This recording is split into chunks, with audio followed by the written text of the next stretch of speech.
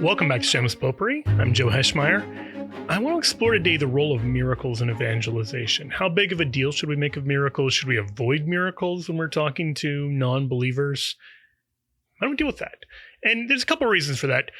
One reason is because the end of Mark's gospel. Now, I mentioned last week that there's some controversy about the authenticity or the original authorship of the end of Mark's gospel. But nevertheless, at the end of Mark's gospel, it says that the Lord Jesus, after he'd spoken to them, was taken up into heaven and sat down at the right hand of God. And they, the apostles, went forth and preached everywhere while the Lord worked with them and confirmed the message by the signs that attended it. Amen. That's the end of it. That the apostles' ministry was, from the beginning, accompanied by miraculous signs. That this was one of the ways people could know that what the apostles said was true. Now, that's one reason I wanted to talk about it, but the other one is more immediate. That there was a news article that I heard about originally when I was in California. A Catholic news agency, I believe, was the ones who originally broke this story, saying there was a miracle in Missouri that the body of the Benedictine sisters of Mary, Queen of the Apostles, their foundress, was thought to be incorrupt. In other words, that they'd exhumed her body, turns out after 4 years, and she didn't look the way we thought she would look after being in the ground for 4 years. She looked like she had died much more recently, at least, again, to the untrained eye, right? And what made this more remarkable was two things. One, this community is only about an hour away from where I live. And two, it's a community I've actually spent a little bit of time with. I've got a couple different connections with the community. So this originally, like I said, broke, I believe, with Catholic News Agency, and then was picked up by their Catholic media, like Black Catholic Messenger, but then also by local Kansas City media, like the Kansas City Star, and then even other, like, Missouri newspapers. And then it eventually became a national news story. New York Post, Newsweek, and even overseas media were covering this story.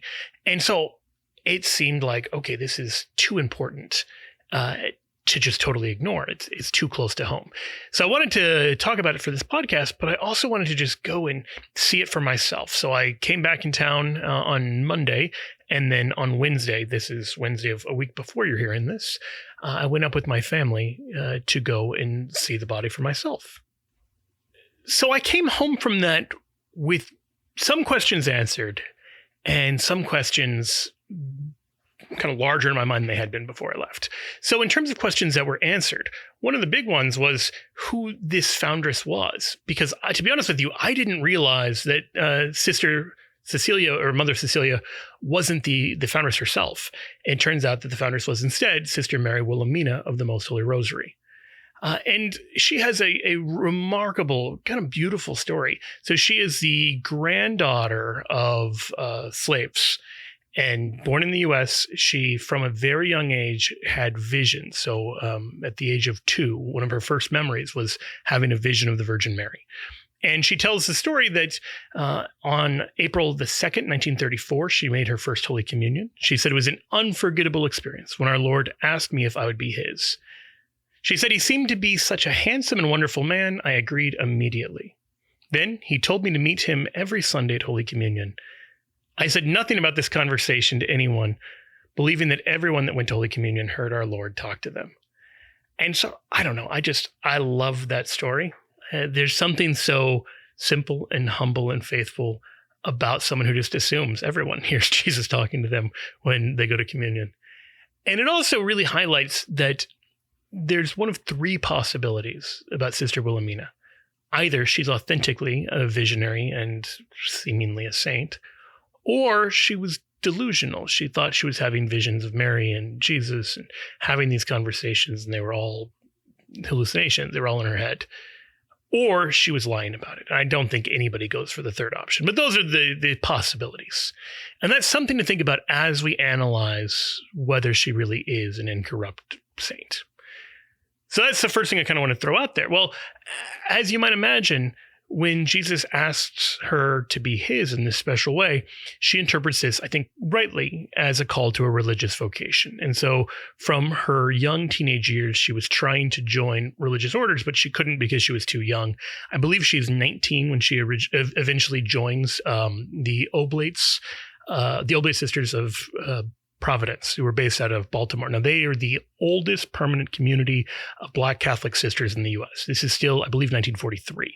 There's still segregation. And so she's in this strange position where, as a Black Catholic, she is discriminated against both by Black Protestants and by white Catholics for, different reasons.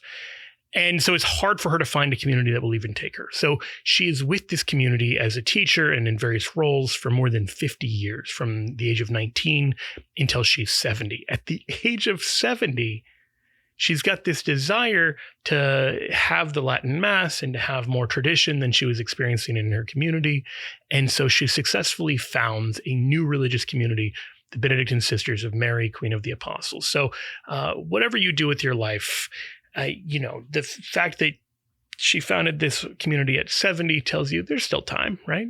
So if you've heard of the Benedictine Sisters of Mary, Queen of the Apostles, it's probably because of things like their chart-topping album, Advent at Ephesus. They're famously beautiful singers who sing all sorts of traditional Catholic music. And so they've got a variety of different CDs, and I think you can get their stuff. I know you can get their stuff on Spotify and elsewhere. So she is with them from the time she founds the order at 70 until her death, I believe at the age of 95. And there's a couple details about her death that struck out to me. The first is that these sisters, even before this recent kind of controversy or news, fame, attention, whatever you want to call it, about exhuming her body, they were referring to her as their treasure. So in the pamphlets that they already had, they talked about burying their treasure when they buried her. Additionally, she was in a simple wooden casket. She is not, in some kind of special hermetically sealed coffin or something like this. And she's got a pretty simple burial. Significantly, she's not even embalmed. Now, I mentioned this before with the printed material, but in an interview, Mother Abbess Cecilia, the one who I had mistakenly thought was the foundress, said she was the treasure of our community and bedrock of charity. Now, she says that in 2019. Now, why do I mention all of this? Because there's a detail I know that I don't believe is publicly available. And I know this because of one of the connections I have. One of my aunts is a Benedictine nun, and with a couple other Benedictine nuns had stayed in this community in Gower. They weren't part of the community, but complicated situation. They were staying with them for a while. And they kept in touch. They have a lot of connections. And so my aunt had passed something along to my family saying one of the sisters had had a dream in which she heard, "It's time to dig up the treasure that you buried." And so even before they dug her up and found her to be incorruptible, they suspected that might be what happened. And so they exhumed her body on the anniversary of her death, I believe. And sure enough, they found her in this seemingly incorruptible state. So what does that mean? What's kind of the science and the spirituality about the incorruptibility of the saints? That's a complicated question. Now, the spirituality side is actually fairly straightforward. There's plenty of passages about God not allowing his holy ones to see corruption. Now, that refers first and foremost to the fact that Christ won't stay in the grave, that his body won't decompose and rot. But occasionally, and by occasionally, we're looking at maybe 100 cases that we know of, there are saints who, in whole or in part, seem to have been miraculously preserved from bodily corruption. Now, sometimes that is a seemingly permanent process. Other times it's just for a while, that years after they've died, they'll exhume their body, particularly if they've become, canonized as a saint, say. They'll exhume their body to put it in a church, and lo and behold, they're in this remarkable state where it looks like they died yesterday. And then after that, they might decompose, but there is some kind of seeming divine confirmation of their being holy. Now, we're going to make a couple scientific kind of nuances, but I'm looking just at the spirituality here, that there's something here that seems to point to, contrary to what you would expect in the merely natural order of things, they've been preserved, and they've been preserved not by man, not by embalming, not by any of these things, but by God. So that's kind of the idea of an incorruptible saint. There are all sorts of distinctions that we could make. It doesn't look that sometimes it's just like the heart will be preserved from corruption, or, a significant kind of organ or part of the body. And again, it can be for some time or it can be seemingly in perpetuity. And then to make this more complicated, frequently when a saint is exhumed, they'll put wax over their body, especially if it's something like an incorruptible saint. So particularly in the case of Sister Wilhelmina, I know for a fact they put a thin layer of wax over her because a lot of people are going to be handling her body. So for a variety of like sanitary reasons, it's important to do that. So this complicates the whole process of incorruptibility and how we measure these things. So from this point on, there's all sorts of complicating factors. But we do know that 4 years after she died, she was exhumed and without any kind of embalming, without any kind of special hermetically sealed coffin, we find her in this state that appears better than what one could reasonably have expected. I'm couching that in as careful terms as I can for a simple reason that the science on this is weirdly complicated. I don't understand it super well. I've done my best to read up on it. I definitely have the search history of a serial killer right now because I've got a lot of searches on my work computer about how long a body goes to decompose in Missouri, which is close to where I live. And I was getting a little uneasy by it. Nevertheless, I'll talk a little bit about what I understand to be the case with the science. So I'll even cite my sources as well. So taphonomy is the study of fossilization, but is related to decomposition in humans or animals or whatever. So taphonomy of human remains is an academic book that looks at the forensic analysis of the dead and the environment in which we find their body. So are they above ground? Are they buried? Are they in hot or cold climates? Is it wet? Is it dry? All of those things matter. But there's actually a surprising amount of debate about how much they matter because there's kind of conventional wisdom on this. And then there's some challenges to that. So in this book, one of the articles talks about how an increase in temperature has been repeatedly demonstrated to drive biological and chemical reactions, which break down the body into the compounds that will eventually enter the surrounding soil. Now, that makes sense, right? If you leave food or you leave milk or you leave anything perishable out in hot weather or in your house or in the fridge, they're going to go bad at different rates. And the hotter it is, the quicker they'll spoil, the quicker they'll go bad. And the same is true of human remains, that if you leave a body outdoors in the heat, decomposition will set in very quickly. So that's one of the factors. And then, temperature increase means faster decomposition. Cooler temperatures decrease the rate of decomposition. Nevertheless, in that same book, another article says, yeah, we need to be cautious about this because even though there are commonly accepted things in the industry, for instance, there's a claim that a buried body takes 8 times longer to decompose than one on the ground surface. There's really not good evidence to support the kind of conventional wisdom within the field. That this is all a fairly young kind of forensic field. And moreover, you're dealing with a pretty imperfect data set when you're dealing with bodies that you find above ground or below ground. You can't just get a bunch of volunteers to die. You can't just kill a bunch of people for the sake of science to compare how fast they decompose. And so same article mentions that there are several things that are believed to impact the rate of decomposition, whether the remains are repeatedly disturbed, whether there's burial or whether the person isn't buried, the influence of different insects, penetrating trauma, like, was the person stabbed, pre-decomposition charring, was there some burning to the body, whether they're wearing clothes or not, decomposition and hanging remains, maggot-generated heat on decomposition. Look, I'm sorry, it's a gross subject. I can't help that. And then whether there's like a mass grave. Now, significantly, those were all the things that are believed to be kind of important, but Ty Simmons, who writes this article, says the majority of these have shown little, the majority of like good studies on this have shown little, if any, significant difference in rate of decomposition. So we have kind of conventional wisdom that seems to make sense that certain conditions are going to lead to faster decomposition. And you'll find experts in the field who say, this is my clinical experience. We don't actually have a ton of, good scholarly studies that support what the experts have kind of observed.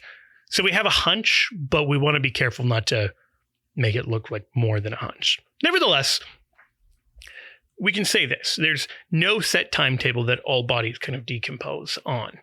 And we can still say there is a general kind of timeline that, other than really extreme cases, we're not dealing with a difference of years. It's a much smaller difference than that.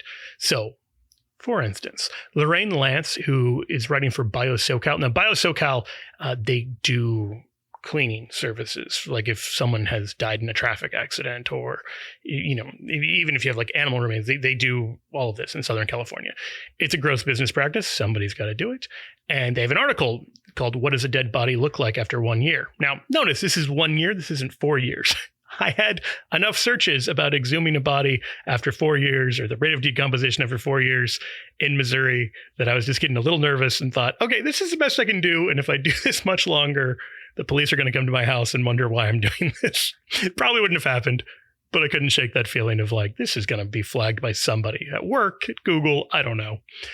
Nevertheless, in this article, Lorraine Lance explains that if you were to view a body after a year of burial, you may see as little as the skeleton laid to rest in the soil, or as much as the body still recognizable with all the clothes intact, but that it depends on things like what was done to the body before burial and in what condition it was buried. So she gives an example. In a cemetery, for instance, where bodies are buried in different ways in different times, you could have two bodies in the same stage of decomposition. We'll get into those stages in a second, buried 10 years apart. For the most part, however, if a non-embalmed body was viewed 1 year after burial, it would already be significantly decomposed. The soft tissue's gone, and only the bones and some other body parts remaining. That's a year after for an unembalmed body. And it's worth pointing out that's just not what we see here. Now, I say all this because, so actually, as we're driving back from Gower, having seen the body, my wife says to me, well, what is normal for a body after 4 years? And I realize I've never seen an exhumed body 4 years later.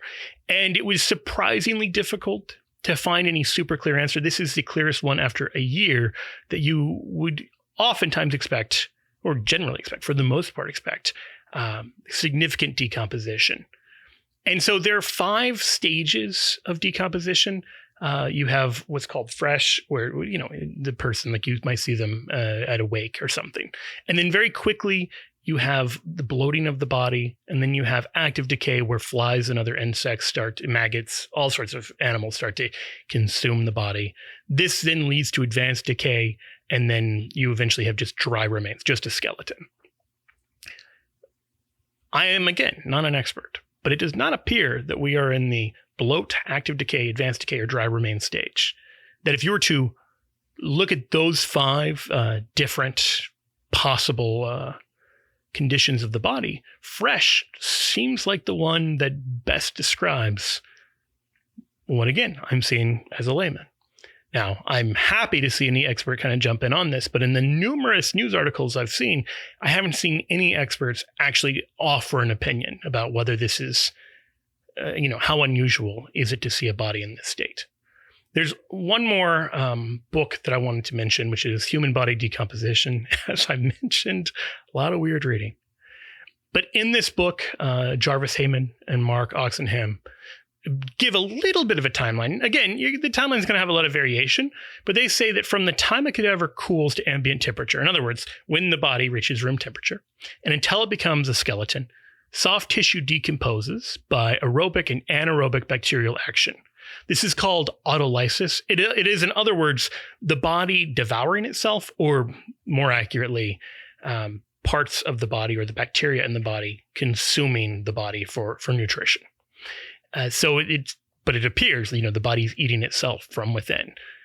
And so it's the disruption and disintegration of cell walls. And they point out, it varies depending on the surrounding environmental conditions, but generally begins in bodies buried in graves at 48 to 72 hours after death. So we're not talking about 4 years. That we would expect to find this process beginning within a couple days of burial. And then this process gradually blends into what's called putrefaction, which is characterized by decomposition occurring in an anaerobic environment. So Sorry again for the kind of gross level of detail, but all that's to say, based on everything I'm reading, it certainly seems like something miraculous has happened here. Now, I want to give one additional set of caveats. And one reason why I'm not just unqualified endorsing, yes, this is definitely a miracle. There are certain climactic conditions and certain other things that can impact this process. So for instance, if a person is in water, like if a body is, you drown at sea, you're not going to decompose in the same way. You don't have any of the insects. It's just a whole different process. Additionally, if you've got like an extremely arid, like an extremely dry climate, it can also change this. This is similar, by the way, to like why certain conditions are better for preserving manuscripts. So if you wonder like, why are the Dead Sea Scrolls and all these other ancient scrolls from like Egypt or from caves in like Qumran? It's because it's a cool, dry place in like an arid climate. And so you don't have a lot of moisture and you don't have a lot of things that create bacteria and the kind of conditions that break down everything. Bodies, manuscripts, you name it. None of these, as far as I can tell, apply. You also have things like if there's a certain pH, like acidity, you have things like bogs. Like, so there's a couple of cases of famous bog burials where they're extremely ancient bodies that are in remarkable condition because they've been they've been naturally preserved because of the bog that they were in. All of those are strange kind of exceptions. High latitudes are the same thing. Again, none of these seem to apply to rural Missouri, an hour from Kansas City. It's a temperate zone. Seems like it's not the kind of conditions one would expect the sort of natural occurring preservation of a body. Nevertheless, maybe there's some case I don't know about. Maybe there's some perfectly valid reason why her body is in such good condition that doesn't involve this being a miracle. That then brings us to the role of miracles. Now, I'd just say at the outset, as a Catholic, we are free to accept or reject this miracle. I'm free to think, no, this is probably a naturally occurring phenomenon, or I'm free to think God seems to actually be at work here. But if I'm not a Catholic, it seems like I'd be dogmatically committed to denying the miraculous nature of this regardless of the evidence. Here's why I say that, because certainly if this is miraculous, that this woman who seemed to be a Catholic visionary, who was extremely Catholic, who had Catholic views on the Eucharist, on the Virgin Mary, not just from her own theology, but also because of supernatural visions she claimed to have had. Well, the idea that God would supernaturally preserve someone who was a false prophetess certainly beggars belief, right? In the same way that we did a whole series just over the last few weeks on the resurrection. And it's certainly a strange idea that Jesus could have risen from the dead if he wasn't really who he said he was. Or for that matter, that you just have a fluke situation where, the body just disappeared somehow. And some random kind of coincidence when Jesus was saying after 3 days, this is going to happen. And then 3 days later, there you go, it happened. So again, as a believer, I'm free to accept or reject any of these miraculous claims. I don't have to believe every miracle is true. I don't have to believe every, Marian apparition or you name it is true. I don't have to believe every visionary is really having visions. I don't have to believe every healing is a miracle and not a natural healing. I'm free to accept or reject any of those things. I'm free to believe a certain case is possession or is mental illness. But the person who doesn't believe can't put any of those things in the supernatural category without basically admitting the validity of that category. You see what I mean? So someone who doesn't believe in the demonic can't give you even one case of authentic possession. Now, we don't say 100% of cases are demonic possession. We don't even believe a majority of cases are. But they are committed to none. We're open to however many the evidence suggests. So it's kind of one of those remarkable areas where, as a believer, I'm actually freer to handle the evidence wherever it leads. If it turns out this is totally a natural process and there's just some facet of this that I don't know about, fine. That's not going to discredit Christianity. Because, that's pretty cool. Science is weird. Nature is fascinating. But if it's real, that certainly does discredit those who would deny the Catholic positions on the Eucharist, on women's religious orders, on Mary, on, any of these things. So again, as a Catholic, I'm much freer to accept the evidence. Now, in evangelization, we can say a few things. First, we know from Exodus that miracles were important to the Israelites' belief. So, for instance, after the Red Sea, where God rescues Israel and drowns the invading Egyptian army, we're told that Israel saw the great work which the Lord did against the Egyptians, and the people feared the Lord. And they believed in the Lord and in his servant Moses. That one of the ways that the Old Testament kind of claims are proven is through miracles. And this is true as well in the New Testament. Jesus says, "Do you not believe that I'm in the Father and the Father in me?" And then he says, "The words I say to you, I do not speak on my own authority, but the Father who dwells in me does his works." And then he says, "Believe me that I am in the Father and the Father in me, or else believe me for the sake of the works themselves." You can believe Jesus on the sake of his claims about himself, the teaching and all the things he's saying, or you can believe these divine things that he's doing. But then he goes on and says, "Truly, truly, I say to you, he who believes in me will also do the works that I do, and greater works than these he will do, because I go to the Father." So the apostles and subsequent Christians are called on to perform miraculous works. Now, sometimes these are things that they, have some degree of control over.